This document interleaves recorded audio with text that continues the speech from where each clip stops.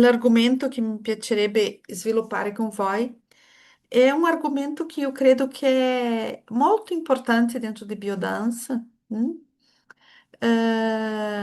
e che tante volte Mm, io credo che c'è rapporti fra questi elementi che andremo a vedere, no? Che c'è molto da vedere con la psicologia e, diciamo, non appartiene esattamente a uma sfumatura specifica della psicologia, c'è una influenza molto forte di Jung in questo che io parlerò.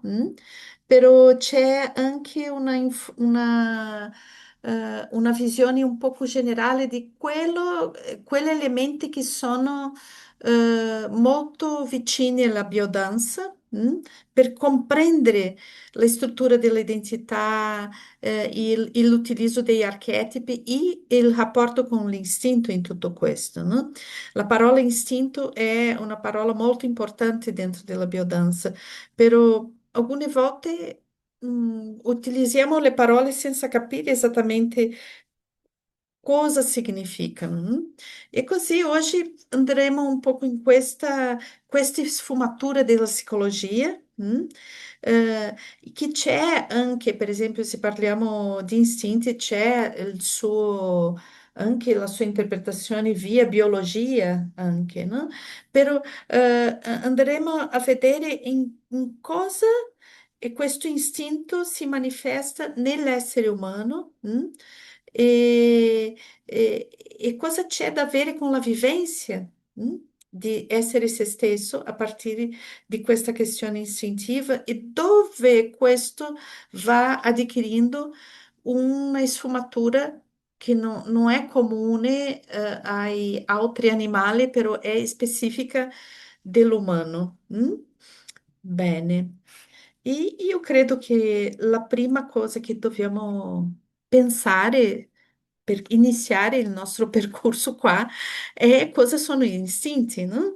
E abbiamo tutto dentro del proprio modulo di psicologia, quando lavoriamo nella formazione di facilitatori, aspetti psicologici, esatto, vediamo cosa sono gli istinti.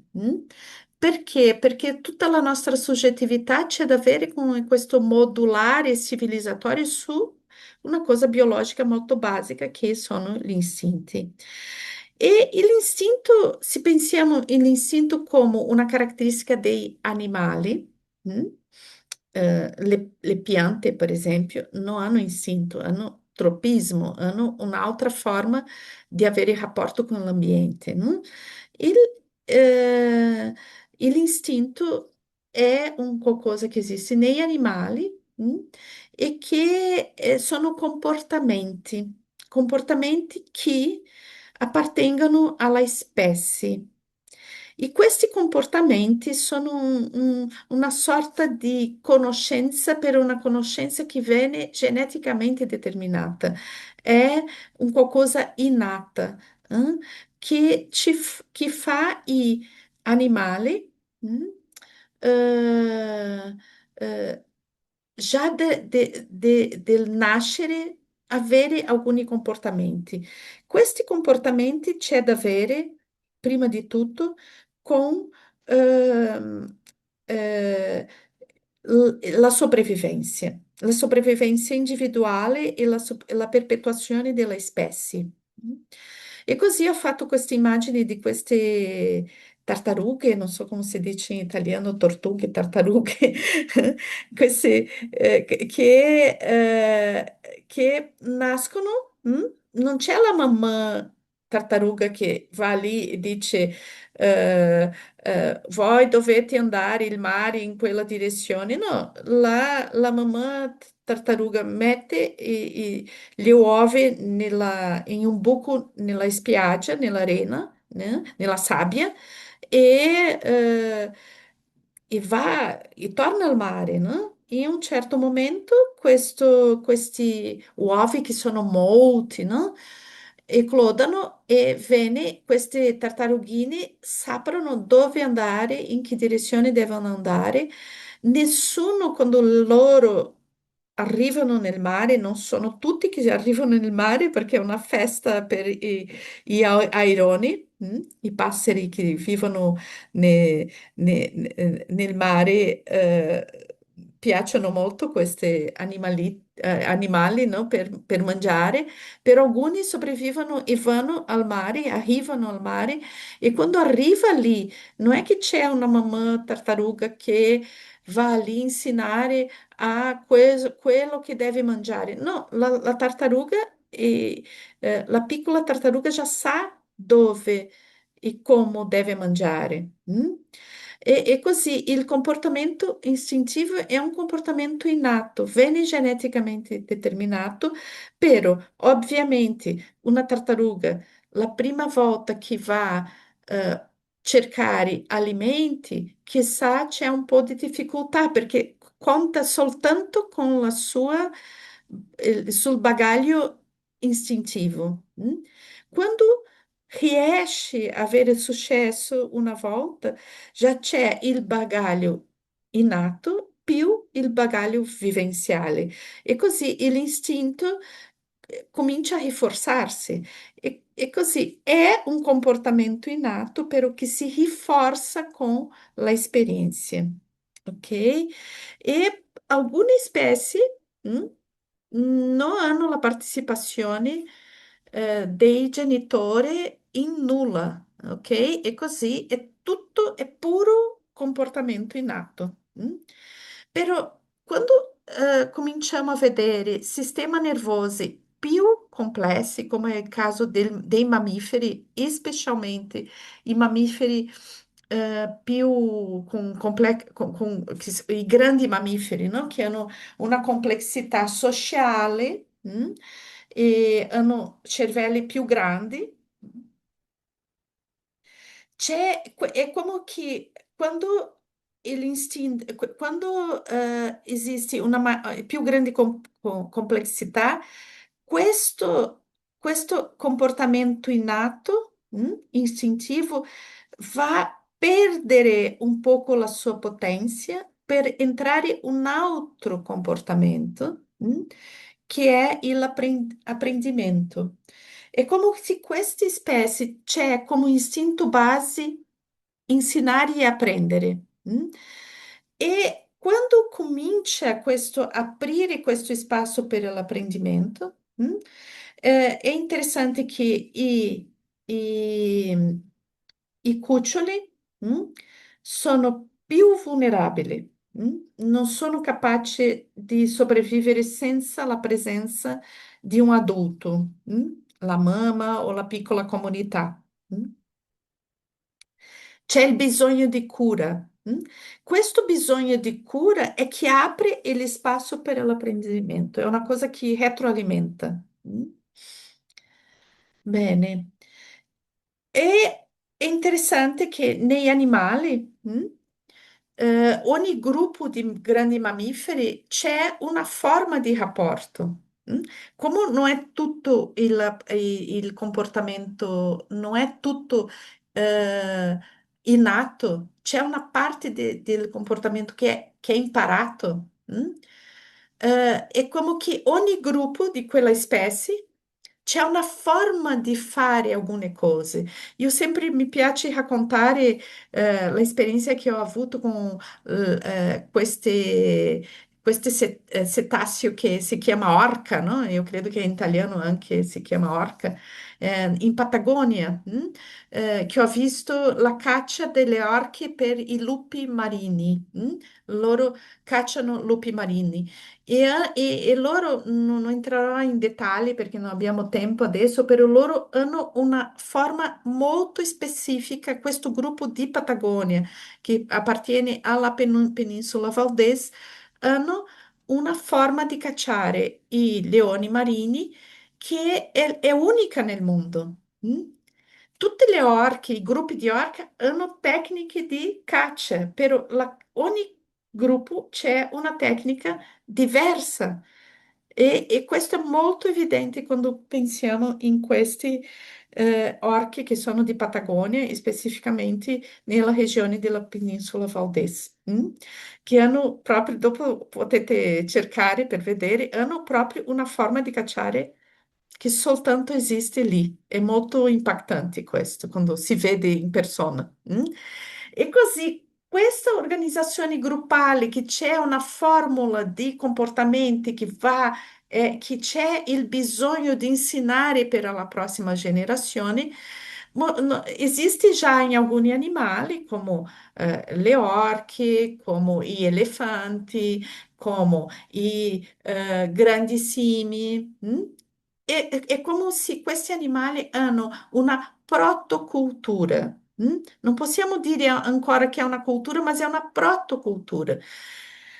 E quando vediamo il essere umano come un grande mammifero con un sistema nervoso super complesso, di una complessità impressionante, possiamo vedere che la nostra specie c'è una caratteristica eh, anatomica che è questo cervello molto grande, la testa grande, no?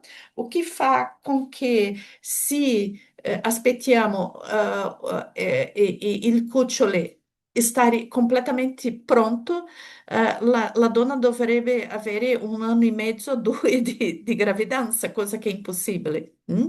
E così il cucciolo umano nasce ancora in stato fetale. È la specie più vulnerabile quando nasce, no? E questo che sembra un disvantaggio è anche un vantaggio perché questo cucciolo si incontra nell'ambiente, è come se è necessario un utero esterno. Il gruppo, la mamma, però non soltanto la mamma, la struttura sociale che, di quale la mamma fa parte e è molto importante, però c'è tutta una struttura di protezione, eh, che è come che questo utero si stende, si apre, per completare il maturimento durante quello che chiamiamo di infanzia. E questo è come che lascia nell'umano il comportamento istintivo base innato come una piccola parcella di un grande, grandissimo sistema di apprendimento. E che questo sistema di apprendimento va a variare molto di gruppo a gruppo e questo già possiamo chiamare cultura. Mm? Bene, possiamo dire che le prime culture, si sa questo come una ipotesi dentro dell'archeologia, della sociologia, che le prime culture erano matrilineari e possibilmente matristiche. E questo c'è una cultura, contiene una cultura che c'è rapporti di vincolo, di sopravvivenza, molto di collaborazione e di cooperazione. Possiamo vedere che le prime culture, possibilmente, questa è una ipotesi, no? Però già molto comprovati con tanti studi, tanto archeologici come antropologici, che c'è tutto un'origine molto collettiva nelle culture che si chiamano cacciatori-collettori, raccolettori, che sono le culture originarie e le culture più antiche. Possiamo pensare che in comparazione con la civiltà, la cultura di cacciatori-raccolettori c'è un'estensione in tempo di durabilità molto più grande. È tutto quello che chiamiamo di preistoria, e specialmente il Paleolitico, che è la parte più grande della nostra storia. E così possiamo pensare anche che le nostre origini più istintive, più basilari, sia questo vissuto di gruppi piccoli in situazioni di nomadismo. Bene, la civiltà va a creare una cultura dove già quando parliamo in cultura, parliamo in processo di apprendimento, no? In modelagem psíquico, eh, va basar-se já não tanto nella cooperazione, però nei rapporti di potere. Já va a fare una stratificazione sociale. Nelle prime civiltà cominciamo a vedere già il nascimento della schiavitù, della esplorazione, della repressione del comportamento femminile, la valutazione di alcuni esseri umani in comparazione con altri e tutto questo. No? E possiamo pensare che questo è un fattore culturale molto forte. Non esiste un istinto in questo, esiste sì un modellaggio del comportamento umano a partire di una struttura sociale. E possiamo vedere che storicamente dentro di questa struttura civilizatoria che va a basarsi sulla esplorazione della terra, del territorio, no? Comincia a avere valori diversi fra il femminile, il maschile, quello che è un uomo, quello che è una donna, anche qua questa ruptura. Fra sensibilità e forza e possiamo vedere che c'è alcune caratteristiche che possiamo fare rapporto al principio femminile, non alla donna specificamente, per al principio femminile, che sono o represse o controllati o subvalorizzati, che è una forma di controllare anche. E così si forma una struttura culturale che si trasforma in struttura storicamente, no? È strutturale e ci fa naturalizzare una visione di ruoli eh, di comportamento in rapporto a alcune persone, per esempio le donne, le maschi o culture diverse come persone che vengono di Africa, persone che vengono di America, così come rotoli di sfumature di persona, no? Di forma di essere che deve essere incastrati in forma di ruoli sociali, di comportamento sociale. E come se questo è una cosa naturale. E così le donne devono essere così, le persone che vengono di Africa sono così, gli uomini sono di quest'altra forma, come se la cultura determina un stereotipo e siamo educati per entrare in questo stereotipo. E questo stabilisce immediatamente, no, dentro della struttura culturale e sociale una perdita di potenza di esistere, per entrare in relazioni di potere, dove si sostituisce la potenza dell'esistenza per controlli. In questa struttura possiamo vedere che esiste un processo di addomesticamento, no? L'essere umano già a migliaia e migliaia di anni ha cominciato a domesticare altre specie, né? Ha cominciato per il cane, più o meno si può dire 10.000 anni fa, i cani dopo altri animali che sono stati animali che aiutano nella produzione agricola o che sono utilizzati per mangiare. E dopo anche domesticazione delle piante, l'agricoltura. E così questo processo di addomesticazione che è un processo prima di tutto corporale anche, no? Perché c'è da avere con la corporeità di ogni essere vivente. Sempre pensiamo di addomesticazione come una addomesticazione delle altre specie.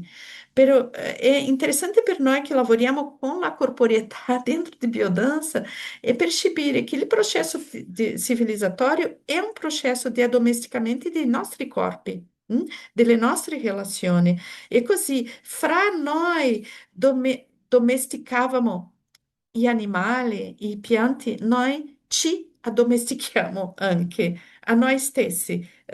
E questo processo strutturale dei corpi, strutturali delle relazioni, e strutturali dei comportamenti, è un qualcosa molto profonda, e che esiste nel tessuto sociale, di forma che noi riproduciamo questo senza darsi conto.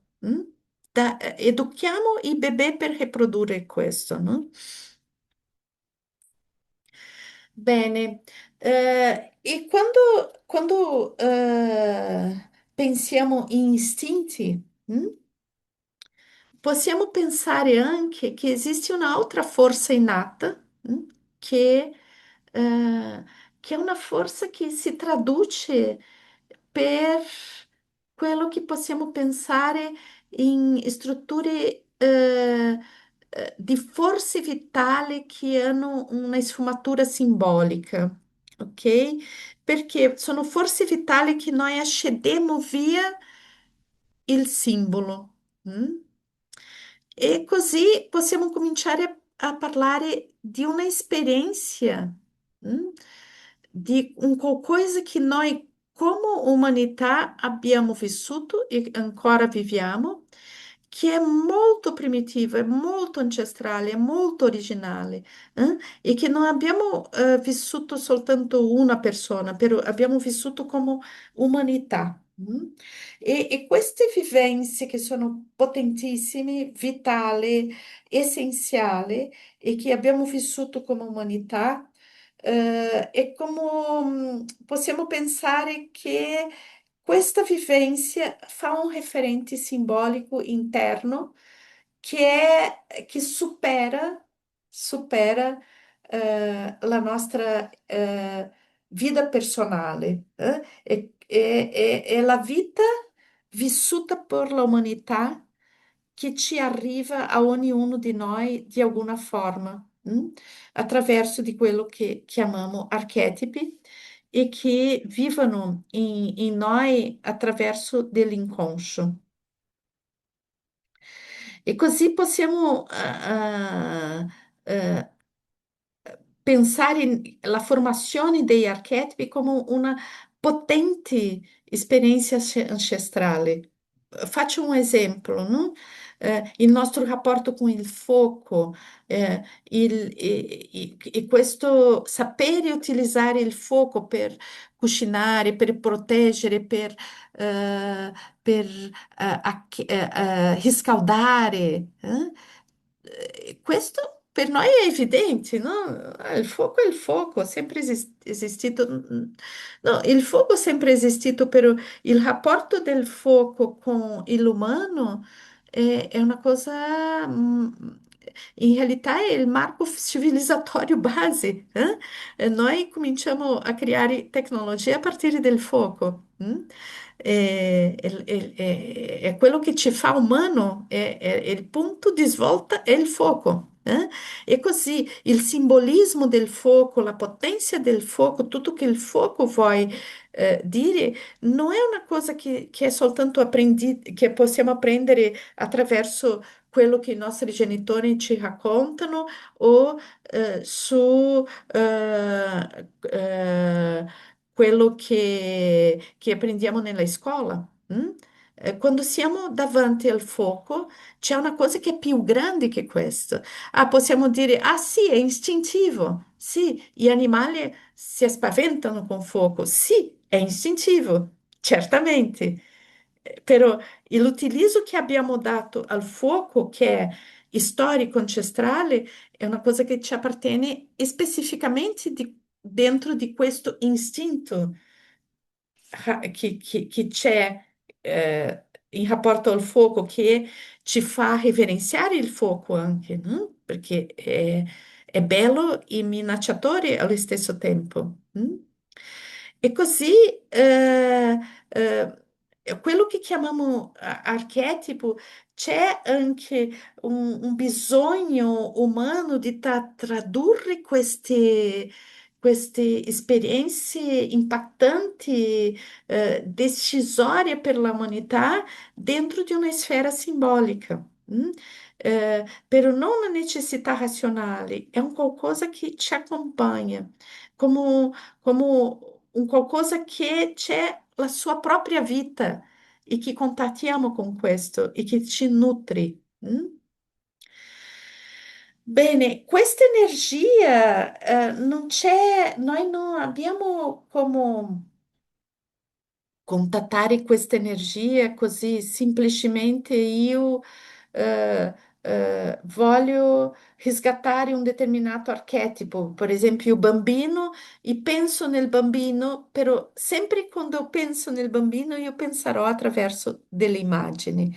E così la forma, come è questa questione del simbolo, della necessità del simbolo, è molto importante per l'essere umano contattare con queste potenze della natura, eh, e l'archetipo si presenta per noi, per ognuno di noi, attraverso le immagini. mm? Quando abbiamo fatto il collage che ho proposto questa settimana per voi, noi abbiamo lavorato su questi principi, no? Sono le immagini che ci portano al contatto con l'inconscio. E è vero, tanti di voi hanno detto, guarda, è cominciato a cercare le immagini e ha cominciato a muoversi qualcosa che io non so spiegare. Però possiamo vedere che le immagini non arrivano soltanto, per esempio, su un dipinto, su una fotografia. Questo sì, sono immagini, però le immagini possono apparire attraverso della musica, per esempio, quando in biodanza utilizziamo la musica dentro di quello che chiamiamo semantica musicale. La musica può essere anche una immagine archetipica, può essere capita, è una immagine archetipica e possiamo capire la musica come immagine archetipica. È interessante capire questo, no? È un campo di studio che io credo che nessuno ha studiato molto, no? Io mi ricordo sempre che Sergio, per esempio, Sergio Cruz, parla degli elementi, no? Degli elementi dentro della musica. Questo già è una utilizzazione archetipica, già è un pontuamento archetipico dentro della musica. Però non so se abbiamo coscienza di che è questo, no? E è interessante avere questa coscienza perché tutto il processo alchimico che la musica propone, se abbiamo questa coscienza di che la musica è una immagine archetipica, è molto potente, possiamo utilizzare molto meglio la musica. No?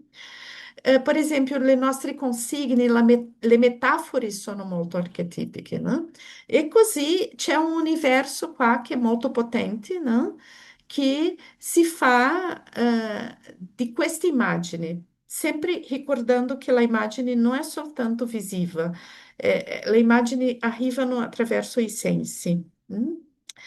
E una cosa interessantissima è che per Jung, istinto e archetipo sono esattamente la stessa cosa, sono soltanto manifestazioni diverse di un stesso fenomeno. E così per Jung, l'istinto è come se dentro di un spettro di luce l'istinto è l'infrarosso, e l'archetipo è, adesso non so come si dice questo colore in italiano, infrarosso e il viola, non so come si dice. Se qualcuno può. Ultravioletto, Ultravioletto, ultravioletto. ultravioletta, perfetto, perfetto, mi ha mancato questo, questa parola. Sì, e così possiamo vedere che nello spettro di luce è come se in una orizzontalità vediamo l'archetipo in un punto e l'istinto in altro di un stesso fenomeno che è la luce. E, guarda, questo non è poca cosa, questo è molto importante per un facilitatore di biodanza capire, che questo significa che quando lavoriamo gli archetipi siamo a lavorare in istinti e quando lavoriamo in istinti siamo a lavorare gli archetipi. Mm? Bene, e qua entra la ultima parte di questa discussione, perché per Jung la manifestazione dell'archetipo è luminosa. Mm? Quando contattiamo l'archetipo, contattiamo con la esperienza della grandiosità, con la esperienza dell'incommensurabile, con la esperienza di quello che trascende la nostra visione che abbiamo di noi stessi, e un'ampliazione di coscienza. E per Jung questo si dà via archetipo. Mm? E così c'è un rapporto fra archetipo e luminoso. Tutta la volta che entriamo nella vivência dell'archetipo, e biodanza c'è una cosa molto interessante, che l'archetipo è, accediamo attraverso della consigna della musica, delle immagini, e entriamo nella motricità dell'archetipo, che è fantastico, è via movimento. E così, via movimento, più facile ancora entrare nella luminosità dell'archetipo. eh?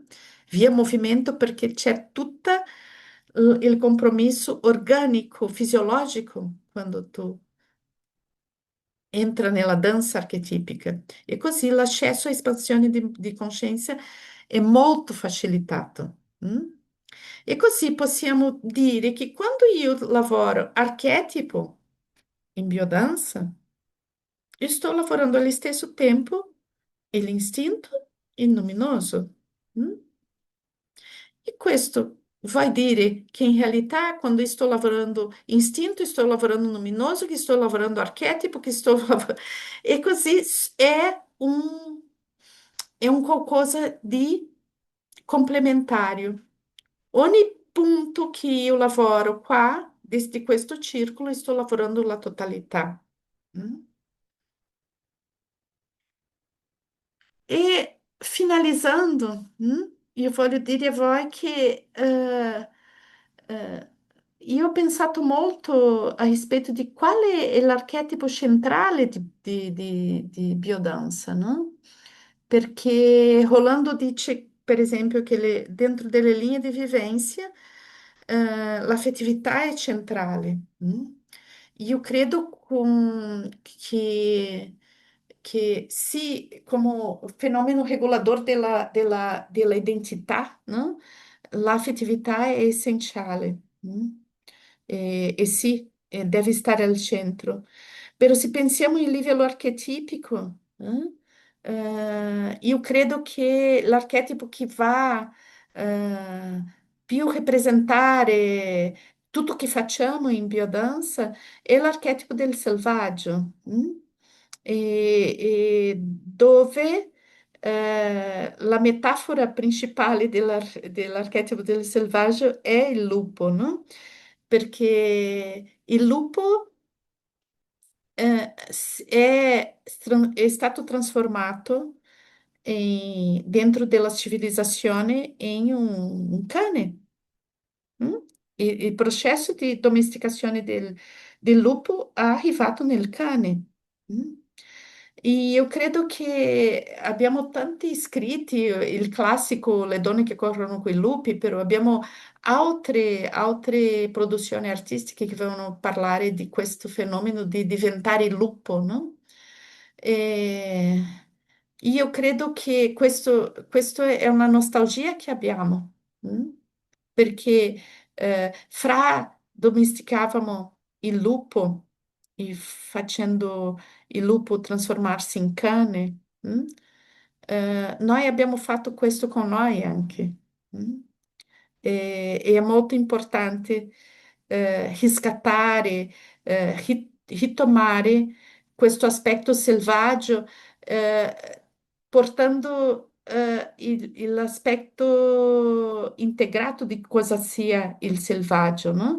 Perché dentro della lettura civilizatoria il selvaggio è sempre visto come quelle che è sanguinario, che è distruttivo, che è assassino, eh?